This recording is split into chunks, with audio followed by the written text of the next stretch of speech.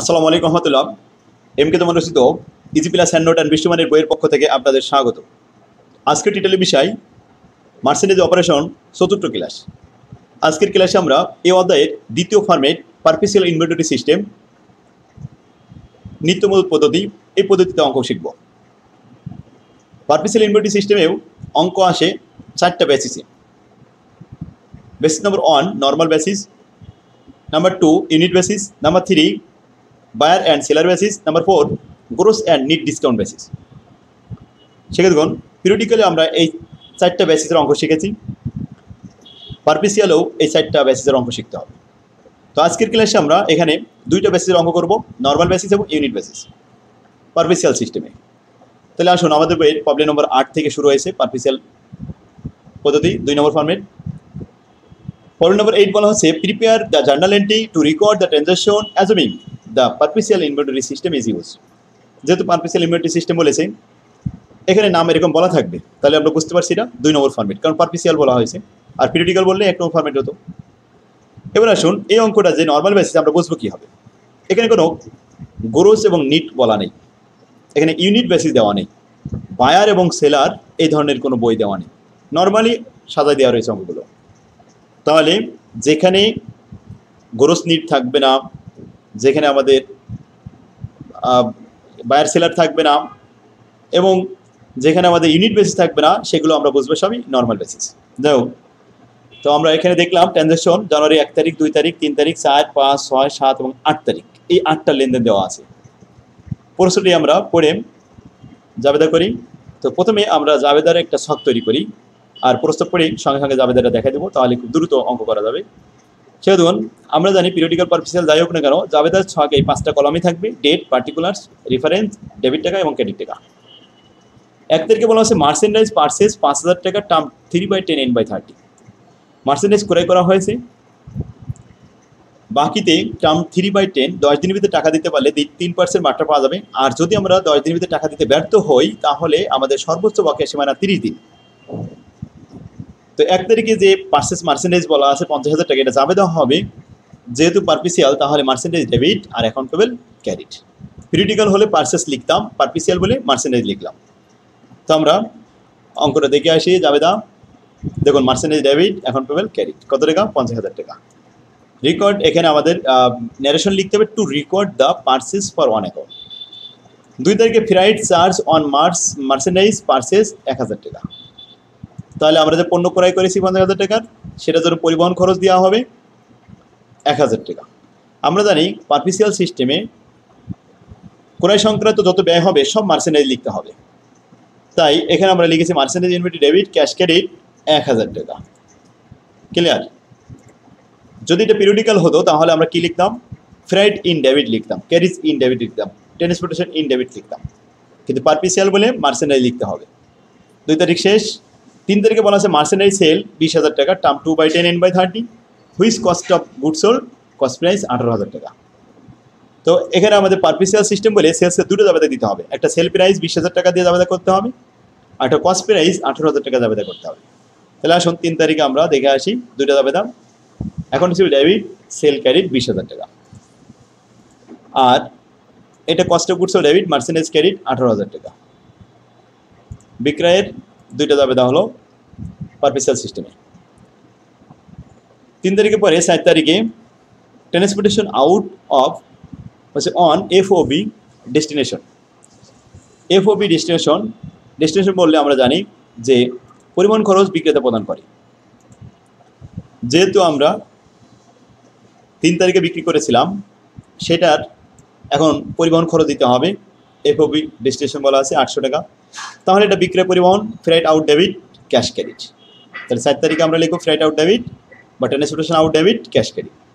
Caries out, freight out, transportation out, এটা লিখলে হবে 800 টাকা জাবেদা শেষ 4 তারিখের। এবার 5 তারিখে পারচেস রিটার্ন 5,000 টাকা। আমরা ক্রয় করেছিলাম, সেই পণ্য ফেরত পাঠানো হয়েছে। 1 তারিখে ক্রয় করেছি 50,000 টাকা, সেখান থেকে 5,000 টাকার পণ্য ফেরত পাঠাচ্ছি। তাহলে account payable account debit, purchase return credit. আর পারচেস রিটার্নটা আমরা ভাষা লিখবো মার্চেন্ডাইজ ক্রেডিট, কারণ পারপিসিয়াল সিস্টেম। তাই 5 তারিখে আসুন, account payable debit, merchandise inventory credit, 5,000 টাকা। যদি পিরিয়ডিক্যাল হতো তাহলে এখানে কি লিখতাম, মার্চেন্ডাইজের জায়গায় পারচেস রিটার্ন লিখতাম। 6 তারিখে লেনদেন বলা আছে সেলস রিটার্ন 4,000 টাকা, হুইচ কস্ট অফ গুডস 3,000 টাকা। দেখুন সেলস রিটার্ন যখন হবে তখনও দুইটা জাবেদা হবে। সেলস রিটার্নের প্রথম জাবেদা হবে sales return debit account receive credit 4,000 টাকা, আর এই পণ্যটা আবার মার্চেন্ডাইজ দিয়ে আমাদের গোডাউনে উঠাতে হবে, তাই এর জন্য জাবেদা হবে মার্চেন্ডাইজ ইনভেন্টরি ডেবিট 3,000 টাকা আর কস্ট অফ গুডস ক্রেডিট 3,000 টাকা। অর্থাৎ বিক্রয়ের সময় যে জাবেদা দুইটা হয়েছিল তার বিপরীত দিলেই সেলস রিটার্নে জাবেদা হয়ে যায়। এই জাবেদা সেলস ছিল, সেলসের এখন বিপরীত জাবেদা হবে সেলস রিটার্ন। ক্লিয়ার? এই পর্যন্ত। তাহলে 4,000 টাকা পণ্য ফেরত আসছে, আসলে এটার অরিজিনাল দাম ছিল 3,000 টাকা। তো জাবেদা দুইটা হয়েছে, প্রথম সেলস রিটার্নে জাবেদা হয় sales return debit account receive credit sale price দ্বারা, আর কস্ট অফ গুডস সেলের সাথে কস্ট অফ গুডস সেলের জন্য জাবেদা হবে merchandise debit cost of goods sale credit cost price দ্বারা। 7 তারিখে চলুন এবার 7 তারিখ দেখি। If payment was made within discount period. হ্যাঁ, যদি আমরা প্রদান করে থাকি পাওনাদারের টাকা ডিসকাউন্ট পিরিয়ডের মধ্যে, এখন পাওনাদার পাবে আমাদের কাছে 50,000 টাকা, এর মধ্যে 5,000 টাকার পণ্য ফেরত দেওয়া হয়েছে, তাহলে 45,000 টাকা পাবে। বলা হয়েছিল 3/10, 10 দিনের ভিতরে হলে 3% ছাড় পাবে। এখন 7 দিন হয়েছে, তাহলে এখনও ডিসকাউন্ট পিরিয়ড আছে 3%, 45,000 উপরে যাবে। তবে অ্যাকাউন্ট পে ডেবিট 45,000 টাকা, আর ক্যাশ ক্রেডিট এবং মার্চেন্ডাইজ ইনভেন্টরি ডিসকাউন্ট ক্রেডিট। ডিসকাউন্টে হবে 45,000 পরে 2% 900 টাকা, আর 900 টাকা বাদ দিলে 44,100 টাকা cash credit. Clear? Two record the cash paid two account payable less discount, discount বাদেই ক্যাশ পেইড প্রদান করা হয়েছে। তাহলে 7 নম্বর শেষ। 7 তারিখের পরে 8 তারিখ আছে if the collection was receive within the discount period. হ্যাঁ, যদি আমরা আদায় করি ডিসকাউন্ট পিরিয়ডের মধ্যে, এখন আমরা আদায় করবো কার কাছ থেকে, যার কাছে বিক্রি করেছিলাম 20,000 টাকার পণ্য, এই পণ্যটা ফেরত এসেছিল 4,000 টাকার, তাহলে আর 16,000 টাকা পাবো।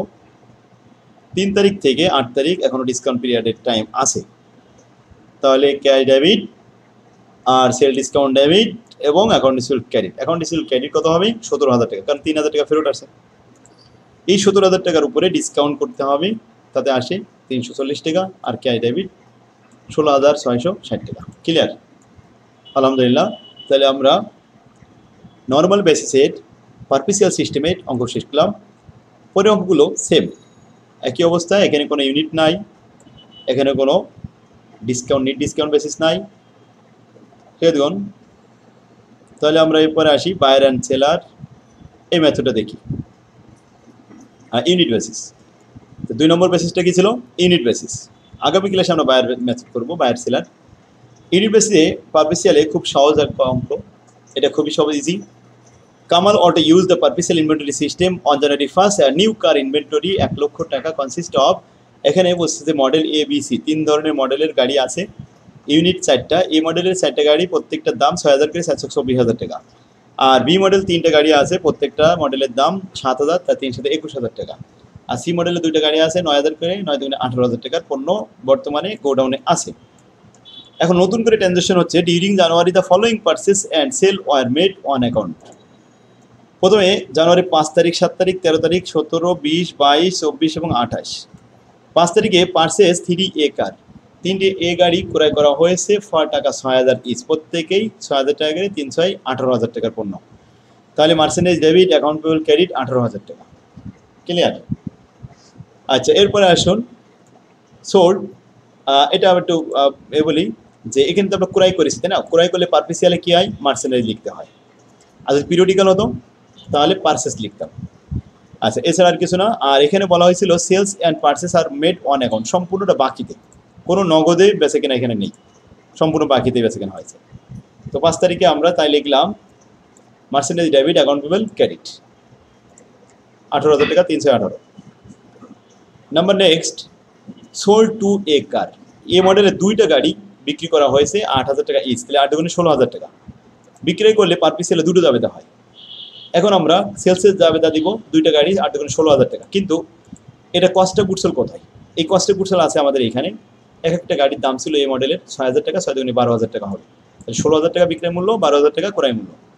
তো আমরা 2টা জাবেদা দেবো। 7 তারিখে আসুন, account receive debit sale credit 16,000 টাকা, এরপরে cost of goods sold debit merchandise credit 12,000 টাকা।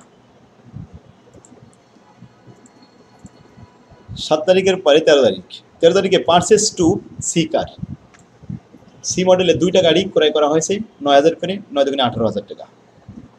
তাহলে আমরা মার্চেন্ডাইজ লিখবো ডেবিট 18,000 টাকা, অ্যাকাউন্ট পেবল ক্যারিড 18,000 টাকা। ক্লিয়ার? 13 তারিখে merchandise debit, account payable carried 18,000 টাকা। শেষ। 13 তারিখের পরে 17 তারিখ sold a car for 8,500 each, প্রত্যেকটা গাড়ির দাম 8,000 করে, একটা গাড়ি ক্রয় করেছে, একটা গাড়ি বিক্রি করেছে। তাহলে এর যাবে হবে অ্যাকাউন্ট ছিল ডেবিট সেল ক্রেডিট 8,500 টাকা। 17 তারিখ অ্যাকাউন্ট ছিল ডেবিট সেল ক্রেডিট। আমরা জানি পারপিসিয়াল সিস্টেমে বিক্রি করলে দুইটা যাবে হয়। তাহলে এখন এ মডেলের গাড়ি যেহেতু 8,500 বিক্রি করেছে, এ মডেলের গাড়ির কস্ট মূল্য কত ছিল? 6,000 টাকা। আমরা এই ছক থেকে কস্ট প্রাইসগুলো দেখে নিব পারপিসিয়াল সিস্টেমে। ক্লিয়ার? তো আমরা কস্ট অফ গুডস লিখলাম 6,000 টাকা, মার্চেন্ডাইজ ক্রেডিট 6,000 টাকা। নেক্সট 20 তারিখে, 20 তারিখে ঘটনা পারচেস টু বি কার, বি মডেলের দুইটা গাড়ি ক্রয় করা হয়েছে 7,000 টাকা দিয়ে। 7,000 টাকা ইচ, প্রত্যেকটা তাহলে 7 গুণে কত? 14,000 টাকা। Merchandise debit, account payable credit 14,000 টাকা। একটা যাবে তো শুধু। এবার আসুন 20 তারিখের পরে 22 তারিখে return on B car purchase on January 20 for taka 7,000। 20 তারিখে আমরা ক্রয় করেছিলাম বি মডেলের গাড়ি 7,000 করে। এখনও যদি আমরা একটা ফেরত দিই তাহলে এটা ক্রয় ফেরত হবে। তাহলে লিখতে হবে কি account payable debit purchase return credit. এখন পারচেস রিটার্ন না লিখে ওখানে আমাদের পারপিসিয়াল সিস্টেম অনুযায়ী মার্চেন্ডাইজ লিখতে হবে। তাই এটা লেখা হলো account payable debit merchandise credit 7,000 টাকা। ক্লিয়ার? 22 তারিখের পরে 24 তারিখে সোল্ড 3 সি কার, 3টে সি গাড়ি ক্রয় করে সি মডেলের 12,000 টাকা ইচ, প্রত্যেকটা 12,000 করে, 3 বারং 36,000 টাকা। বিক্রয়ের জাবেদা পারপিসিয়ালে দুইটা হয়, প্রথমে 36,000 টাকা জাবেদা হবে, আর তারপরে সি মডেলের দাম এখানে ছিল 9,000 টাকা করে, 3 নং 27,000 টাকা জাবেদা হবে। ক্লিয়ার? 24 তারিখে আমরা জাবেদা করলাম অ্যাকাউন্ট ছিল ডেবিট সেল ক্রেডিট 36,000 টাকা, cost of goods debit merchandise credit 27,000 টাকা। সেক্ষেত্রে এই দুইটা ছিল বিক্রয়ের জাবেদা। 24 তারিখ শেষ। 24 তারিখের পরে 28 তারিখ সোল্ড বি কার ফর 10,000 টাকা।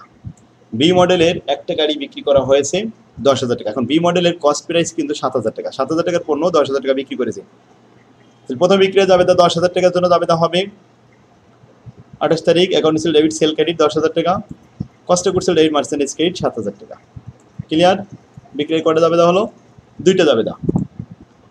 তো আশা করি আপনারা বুঝতে পারছেন। এই ছিল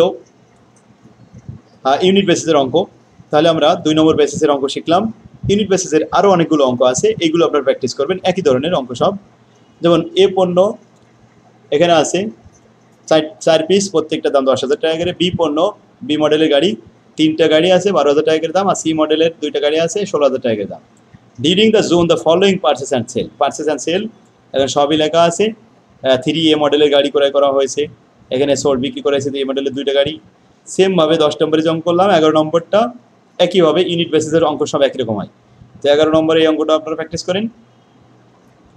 ঠিক আছে, আগামী ক্লাসে আমরা বায়ার অ্যান্ড সেলার বেসিস আর 3 এবং 4 নম্বর বেসিসের অঙ্ক করবো এই অধ্যায় থেকে। তো আজকে ক্লাস আমাদের এখানে শেষ হলো। আল্লাহ হাফেজ, আসসালামু আলাইকুম।